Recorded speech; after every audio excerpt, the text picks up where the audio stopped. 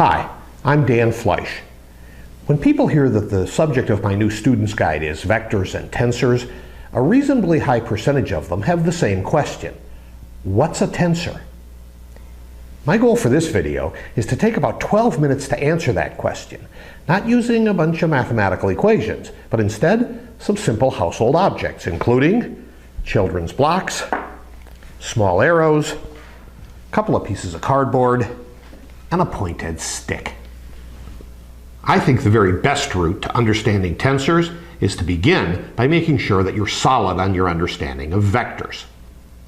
If you've taken any college-level physics or engineering, you probably think of a vector as something like this: an arrow representing a quantity that has both magnitude and direction, wherein the length of the arrow is proportional to the magnitude of the quantity, and the orientation of the arrow tells you the direction of the quantity.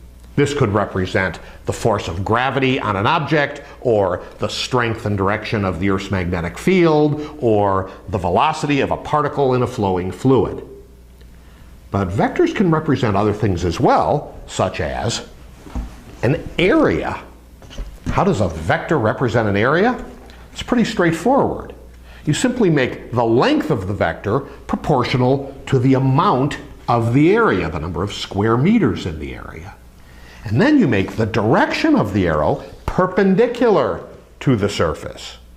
So, in that way, this can represent an area as well. So vectors can represent lots of things. But if you want to take this step beyond thinking of vectors as representing quantities with magnitude and direction, to understanding that vectors are members of a wider class of object called tensors, then you have to make sure you understand vector components and basis vectors. If you're even going to think about the components of a vector, you better get yourself one of these. This represents a coordinate system. In this case, I've picked the simplest one: an x-axis, a y-axis, and a z-axis, all meeting at right angles. This represents the Cartesian coordinate system. And the thing to remember about coordinate systems is they come along with coordinate basis vectors. You probably ran into these as unit vectors. And the thing to remember about these little guys is they have a length of 1. One what? One of whatever the units are that you're going to express the length of your vector in. And the direction of the basis vectors, or unit vectors, is in the direction of the coordinate axes. So this might represent the unit vector in the x direction. That's often called x with a little hat over it, or sometimes I hat. That's the x hat unit vector. It points in the direction of increasing x coordinate.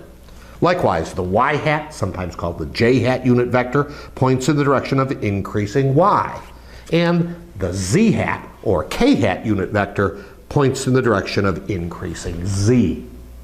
Once you have the coordinate system and the unit vectors in place, now you're in a position to find the components of your vector. But how exactly do you do that? I think it's easiest to understand how to find vector components if you begin with a vector in the xy plane. So I'm going to lay this vector in the xy plane at some angle to the x-axis. In order to find the x component, I'm going to project this vector onto the x-axis. In order to find the y component, I'm going to project this vector onto the y-axis. And how am I going to do those projections? Here's one way. I've darkened the room because I'm going to use this lamp to project the vector onto the x and y axes.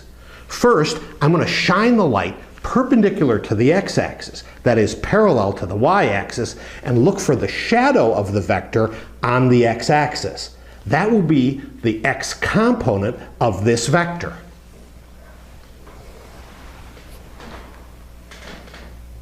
As you can see, the shadow of the vector on the x-axis ends right here. This is the x component of this vector. If I made the vector have a greater angle to the x-axis, notice the shadow moves this way. The x component is getting smaller. And if I make the vector lay entirely along the x-axis, then the shadow and the vector are the same length. The x component is the length of the vector in that case. Now I've got my light shining perpendicular to the y-axis, that is parallel to the x-axis, and the shadow cast by the vector onto the y-axis gives me the y component of the vector. Notice that as I increase the angle to the x-axis, I'm decreasing the angle to the y-axis, and the y component is getting bigger. Another way of visualizing vector components is to ask yourself, to get from the base of the vector to the tip of the vector, how far do I have to go in the x direction, and how far do I have to go in the y direction? In other words, how many x hat or I hat unit vectors and how many y hat or j hat unit vectors would it take to get from the base to the tip of this vector? I can show you this if I get rid of these axes and just line up some x hat basis vectors. These are going to go in the x direction, obviously.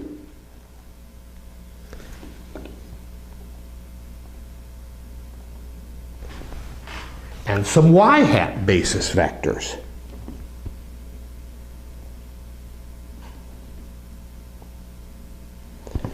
So in other words, this vector is made up of about 4 x hat and 3 y hat. That means that instead of drawing an arrow for this vector, you could simply say 4 of these plus 3 of these. And if you want to be complete, since there's no z component to this vector, 0 of these. That is the same as this.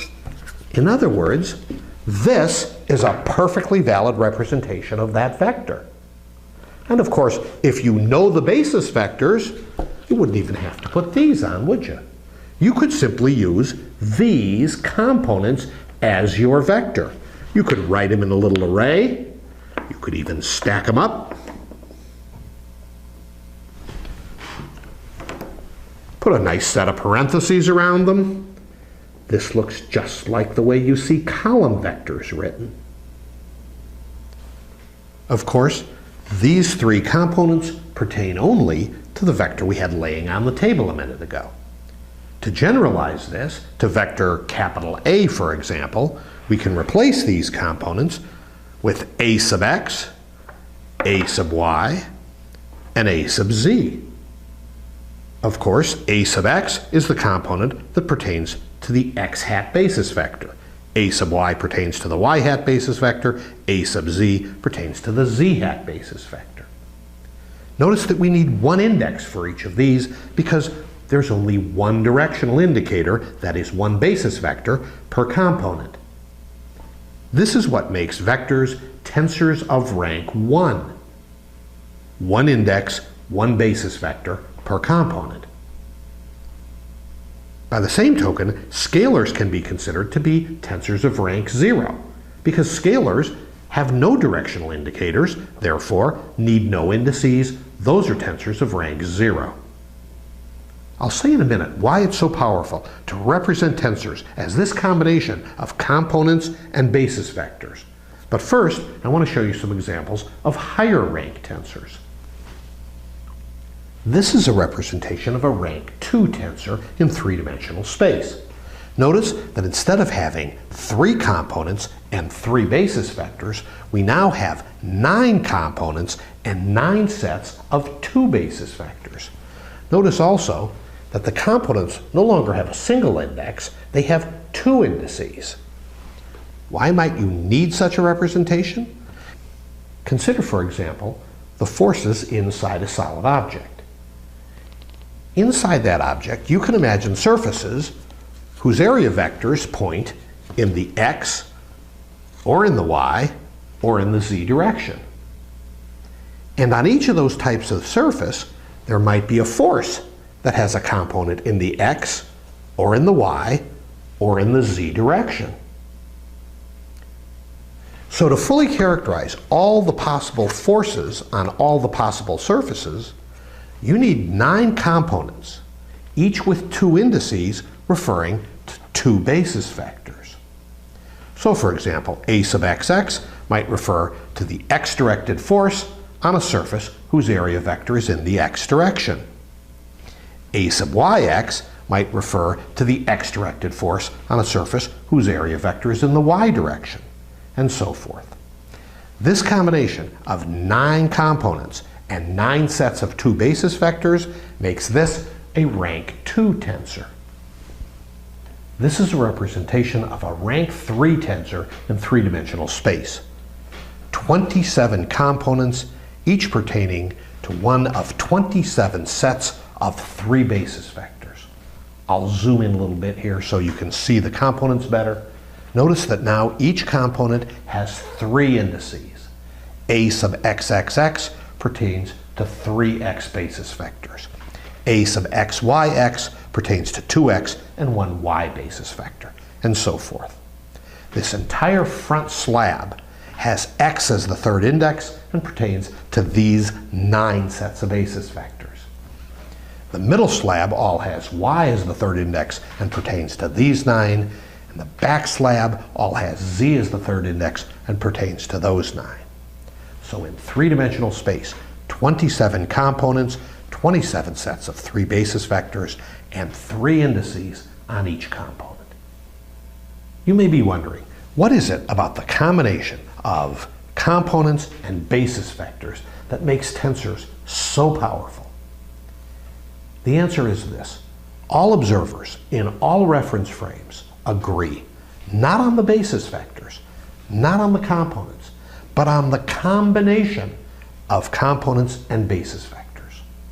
The reason for that is that the basis vectors transform one way between reference frames, and the components transform in just such a way so as to keep the combination of components and basis vectors the same for all observers. It was this characteristic of tensors that caused Lillian Lieber to call tensors the facts of the universe. Thanks very much for your time.